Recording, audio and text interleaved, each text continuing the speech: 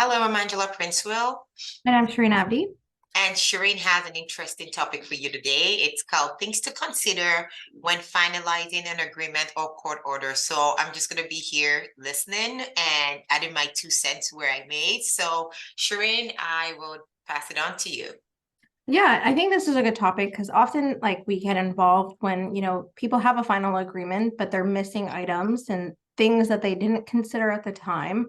And then now we're having to adjust. And just to kind of save on those legal fees and just things that you should just consider. And this isn't non-exhaustive, of course, because things come up. And honestly, this is impromptu. So they're just things that have even come up this week alone that I've seen people miss or have come back for us to kind of vary or get that incorporated in their agreement.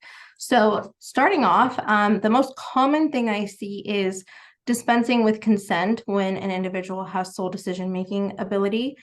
Oftentimes people will think that just you gives them unilateral discretion to renew government documents, to apply for passports, even get a name change application sorted. So those are things that you want to consider if those are on the forefront. Sole decision making ability doesn't give you the ability to make those decisions along with travel. So it's important that you consider if someone is dispensing with their if you're getting an order for sole decision making ability, if consent to dispense, sorry, if the consent of the other party needs to be dispensed so that you can proceed with applying for government documents and other things that you may require as a result of that arrangement. It Okay. doesn't, they don't go hand in hand, but it's something that you want to consider asking the court, or in general, just incorporating if you're negotiating amongst yourselves and you're getting to an agreement in any sense. Another often issue is travel. Sometimes people don't speak to the issue of travel and they're left with kind of just wondering what happens when they now want to take that vacation, I don't know if that happens to you often, but if you have, clients who come back to you with like, or come to you without, arrangements in place for travel, and the other person's resisting the traveling of the other party and the child, and then it leads to a whole array and a whole issue that it doesn't need Mhm. to be. Yeah, I'm just going to add here that even though these are things that we're saying you should think about, it doesn't necessarily mean that they're things that you would get. So I have had times where I put it to judges that we want to dispense with the other side's consent for travel. And what I found that a lot of judges would rather do is say, well, maybe put timelines. So there's creative ways around this, right? Because sometimes you give a travel consent to the other side to sign, and then they take forever time for the trips pass. You can't book it because you haven't heard back from them and it's been months. Tickets are now more expensive. So things like that. So I find that even though you might ask for dispensing with travel consent because you know your partner and you know how difficult it has been getting anything, approved by them. The courts may not necessarily agree with you, or if you're negotiating an agreement, it may not necessarily, the other side may not necessarily agree, but then you can come up with creative solutions where, I will give you this travel consent, 3 months ahead of time. You must sign within 10 days of getting this. If not, then that means you've approved. Now, I don't know if I necessarily like that in an agreement because it doesn't really give you much. But I found that in terms of court orders, the courts would usually say, if not, you can bring an emergency motion by way of a 14B, because it's not just a question of consent between you guys and whether or not the person agrees that you should take the child out of town. It's how do you deal with immigration authorities? The last thing you want is to be at the airport and you can't board that flight because you don't have a travel consent and the airline's refusing to take you on, right? So that's just something that I wanted to mention there.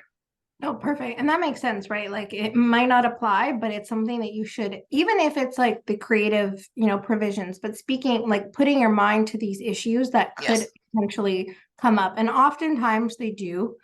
Now, another issue that often gets kind of missed is school registration. So I always say if something is fast approaching and you're dealing with an agreement, why not also deal with that issue so that there is no disagreement? It's very clear.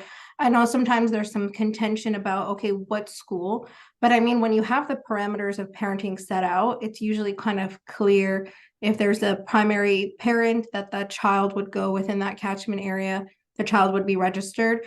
And just to avoid confusion and avoid a disagreement, it should be something that's spelled out. So, either you guys negotiate the settlement of the school now, let's say the child is approaching kindergarten and you guys are negotiating a month, 4 months out before that start date. It should be something that you speak about and you discuss in the agreement, especially if there is some contention. While you still have lawyers, it's still, or counsel, or while you're still negotiating, it makes sense to deal with that issue, especially because it's so soon approaching. And the same applies to when a child goes to high school. That's often a concern as well. But yeah, I'm not sure if you have any other comments on that.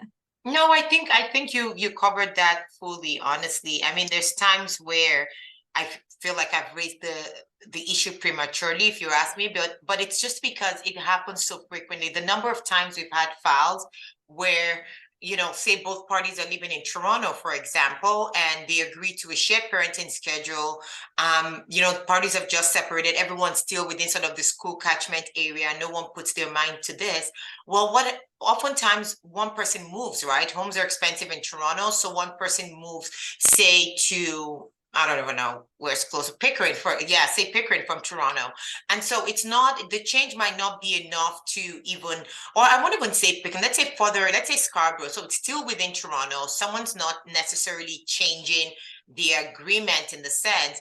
The distance is still close enough to do driving, but then come high school, the party that's been fine driving the child to that, to their middle school now doesn't want to do it for high school, and then a disagreement breaks out. So I agree with you. If it's something that you could put your mind, I mean, just put your mind to it, bring it up, and then deal with it if you can. If you can't reach an agreement, I mean, it's your I guess it'll be your decision at the point to decide whether it's going to be a deal breaker or if it's something that you leave to fight another day.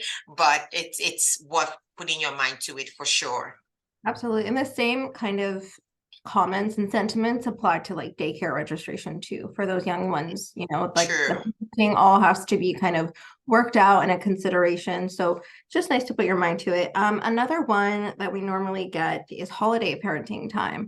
So a lot of the time people will be pretty particular on the fixed regular schedule, but no consideration to sort of holidays. And sometimes when you Mhm. leave people to kind of work that out between themselves. That's how we end up dealing with emergency motions on Christmas and holiday time. So it's just nice to set out some holiday parenting time.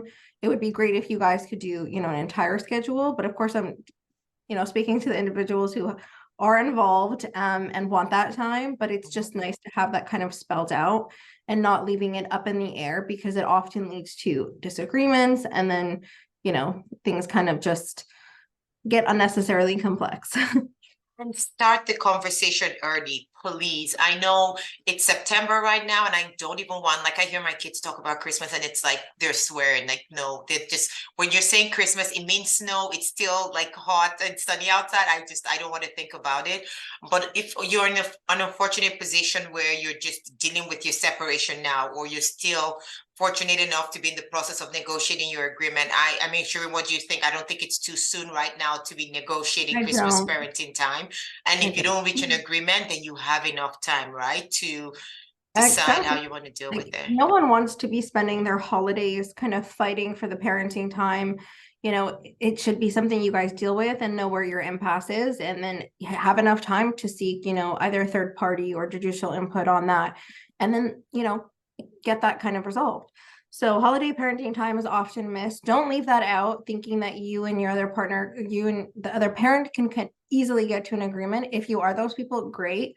There's not many of them. So just something to put your mind to. Yeah. Another being when it comes to special expenses, like Section 7 expenses, so like tutoring, daycare, things that you guys and these are talking about current expenses. These are often not worked into. So when it comes to not having, amounts that are outlined so that each party knows what costs they're incurring, what the agreed upon expenses are at the very minimum. There should be a framework, hopefully, to deal with future expenses. But ultimately, if there are current expenses that you guys agree are going to be something that you both are going to incur, spell that out in your agreement, what they are, what is considered an expense and what's not. And that way, and then estimated costs at the very least. Yeah, you're right. I agree. Yeah. Okay. So I mean, hey, I think yeah, you did say at the very least just spell out what they are, because sometimes, I mean, there's times where it's not very clear. So say with younger children, for example, then people have even left in vague things like we agree to one expense at least, and then we both get to share it. But here's the thing, whether or not this is in your agreement, you don't go registering and paying for section 7 expenses without seeking the other person's consent, right?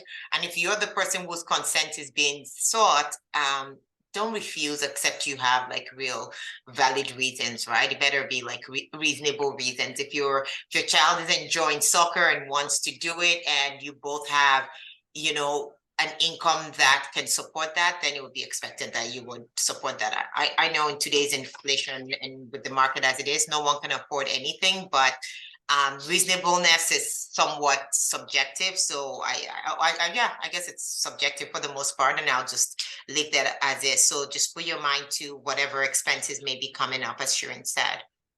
Yeah, and Yeah. on the line of section or expenses, the last thing, well, second last thing I wanted to kind of put your mind to is the RESP contributions. A lot of the time, now there are some legal parameters that like would actually look at, RSP the RSP contributions, but oftentimes someone will be opening and contributing to a RSP solely, and no one knows how to allocate that contribution. So it's good to spell it out. If there are RESP contributions that you're both supposed to equally contribute to, that you spell that out in your agreement or proportionate to your incomes, whatever the situation is, you want to kind of outline what that is so that you're not having that disagreement, 10, 12 years later when your child's actually attending post-secondary and now we don't know how to allocate those contributions. So it's just something that you spell out. If there is a joint RESP, maybe you spell out how you guys take care of that, how you maximize your contributions, whatever the situation is, just make sure you kind of take a look at that. Especially if you are the one solely contributing to an RESP or family RESP that's in both of your names. Yeah, and if it's that's a concern that I have as well. So if an RESP is in one party's name, for example, and the parties have contributed a significant amount during the marriage, I've had times where people didn't put their minds to the RESP, and the problem is when you have a child that's going to post-secondary, the party who owns the RESP could just use the RESP for their own contribution, and the other side usually expects that, well, but it's for the child. Yes, it's for the child, but the actual owner is the person in whose name the RESP is. So if I have an RESP in my name, and there's a $10,000 education expense, and I'm using, and my share is 5,000, I don't have to pay the 10,000 from the RESP. I'll just take 5,000 and cover my share. And now the person whose name is not on the RESP is left to pay fully for contributions that were accrued during marriage. So I think, if it's in one party's name, it's very important for it to be spelled out that, the RESPs would be applied first and things like that. And if another thing I noticed, pretty often these days is parties would agree to continue to contribute to some kind of joint RESP or an RESP that at least existed as of the date of separation, right? So that's great. It keeps things simpler rather than, each opening their different accounts. A number of times we've had issues with clients contributing to RESPs and the government not applying the grants properly and all of that. It's not worth the hassle if you're one of those that are able to cooperate and contribute to an RESP, that's good, but don't just say we will contribute to the RESP. Please be specific to the amount and the frequency, right, of contributions. Exactly. And honestly, speaking of that, I actually just thought of one more consideration other than my last one, and that's also in terms of government benefits and credits. If you could spell out, who is getting maybe the eligible dependent credit. Obviously, There are considerations for parenting time, which would make you ineligible for some credits and only eligible for one party.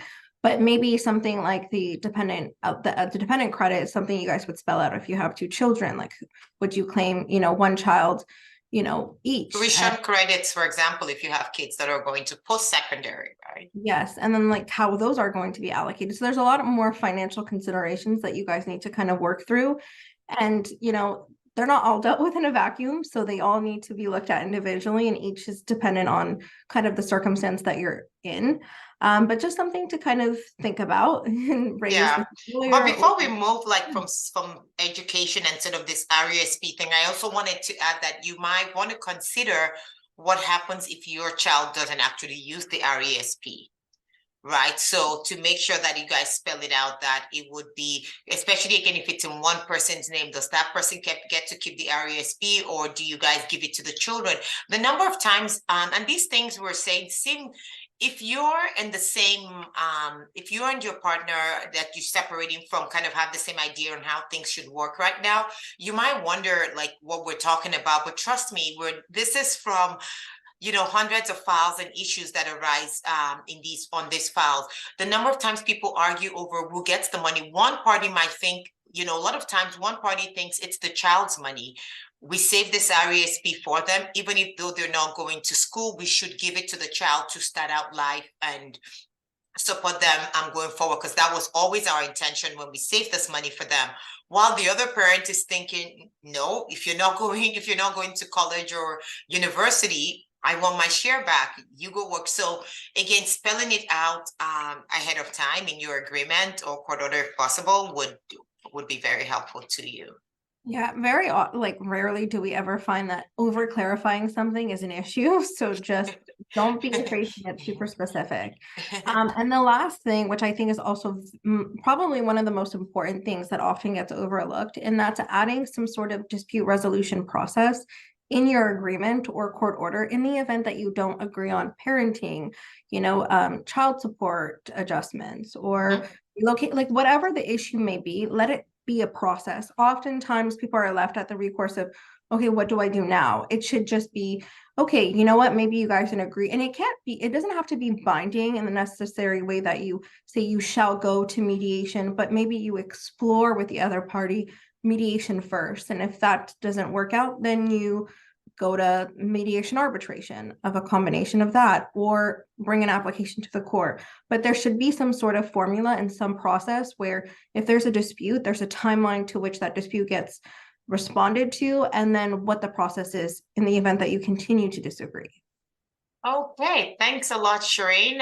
That's a wrap for today. And until next time, I guess it's bye for now. Thanks so much, Shireen. That's a lot of things to consider. I know she could go on and Really cool. and add more items to the list, but we're just gonna keep it short for now. And hopefully this helps you as you draft your agreements and court orders. Okay, Bye for now. bye for now.